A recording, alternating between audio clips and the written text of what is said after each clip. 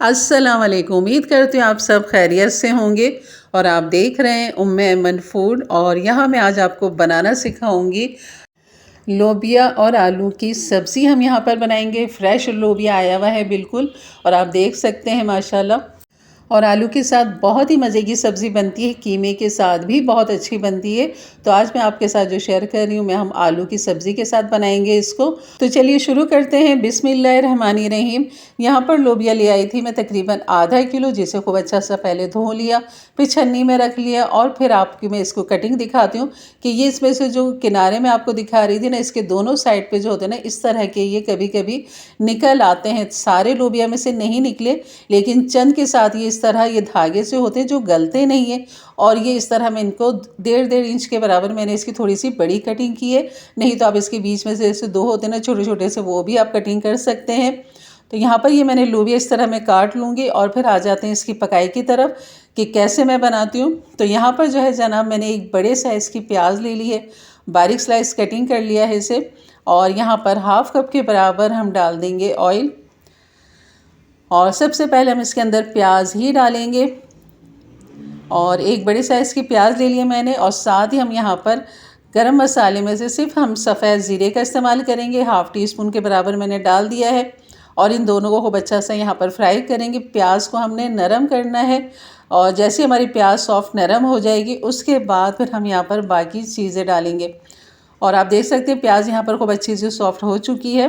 तो मैंने अदरक लहसुन कूट के डाला है इसके अंदर। आपके पास पिसा हुआ हो तो बिल्कुल आप डाल सकते हैं। तो यहाँ पर 1 टेबल स्पून के बराबर ये अदरक लहसुन है, और यहाँ पर भी इसे खूब अच्छा सा भून लेंगे। इसे भी हम यहाँ पर 1 मिनट के लिए भूनेंगे लहसुन अदरक को, ताकि इसका कच्चापन दूर हो जाए। बाकी आगे इसने और भी पकना है। और यहाँ पर जो टमाटर है ना, वो थोड़े बड़े साइज़ के टमाटर थे, जो मैंने 2 ले लिए। अगर आपके पास छोटे हों तो आपने 3 लेने हैं, और इसको आप पीस के डाल दें, या फिर आप इसको रफली कटिंग करके डाल दें, क्योंकि आगे इसने पकना है, टमाटर उन्हें हल हो जाना है। तो इस तरह टमाटर पीस के डालने से होता है कि थोड़ी सी इसकी ग्रेवी जो होती है ना, लगी लिपटी, वो बहुत अच्छी लगती है। और यहाँ पर डाल देंगे कुटी हुई मिर्च हाफ़ टी स्पून, लाल मिर्च हाफ़ टी स्पून, हल्दी हाफ़ टी स्पून, नमक 1 टीस्पून, और पिसा हुआ धनिया डाल दिया है मैंने यहाँ पर 1 टीस्पून। ये है इसके मसाले। और यहाँ पर खूब अच्छा सा मिक्स करेंगे। और हमेशा मैं तेज़ आंच पे मसाले को नहीं भूनती, मैं इसे अब हल्की आंच पे, जैसे इसमें बबल आएंगे ना, तो ढक दूँगी, और इसे हल्की मीडियम लो हीट पर छोड़ दूँगी इसे पकने के लिए। 5 से 6 मिनट के बाद मैंने इसका ढक्कन हटाया, तो अभी भी हल्के हल्के देखने अब पक चुका है। रोगन इसका अलग हो चुका है मसाले का। तो यहाँ पर थोड़ी सी आंच तेज़ कर दी थी मैंने, ताकि खूब अच्छे से भुनाई हो जाए। और ये फली हमने जो काटी है इसकी लोबिया की, और इसके साथ ही मैंने एक बड़े साइज़ का आलू लिया हुआ था। बड़े फ्रेश आलू आए हुए, ताज़े नए आलू आए हुए, तो इनका भी फ्लेवर बहुत अच्छा आता है नए आलू का। तो यहाँ पर ही हम डाल देंगे। जैसे ही हमारा मसाला आप देख रहे हैं ना, काफ़ी अच्छा कलर भी आ चुका है इसमें। तो बस यहाँ पर इसे भूनेंगे, और उसके बाद ये सब्ज़ी हम डाल देंगे इसके अंदर। बहुत ही आसान रेसिपी है और बहुत ही मज़ेदार है, और विंटर स्पेशल रेसिपी भी आप इसे कह सकते हैं, क्योंकि ये सब्ज़ी जो है ना इसी मौसम में आती है, और इसे बहुत इंजॉय किया जाता है। कीमे के साथ भी बनाया जाता है, और मिक्स सब्ज़ी के अंदर भी बहुत अच्छी लगती है ये वाली फली, क्योंकि इसके अंदर जो बीज होता है ना, बड़ा मूंगफली जैसा दाना जैसा होता है ना, बहुत ही मज़ेदार होता है। और यहाँ पर बस अब मैं हाफ़ कप के बराबर पानी डाल दूँगी। आपने देखा होगा मैंने इसको खूब अच्छा से ऊपर नीचे मिक्स किया है, ताकि तब सब तरफ जो है ना हीट अच्छे से चली जाए।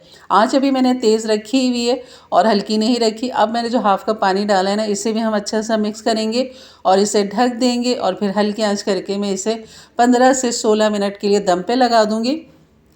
और आप देख सकते हैं यहाँ पर हमारी फली का जो कलर है ना, वो चेंज हो चुका है, और इसकी गलावट भी हम यहाँ पर चेक कर लेंगे।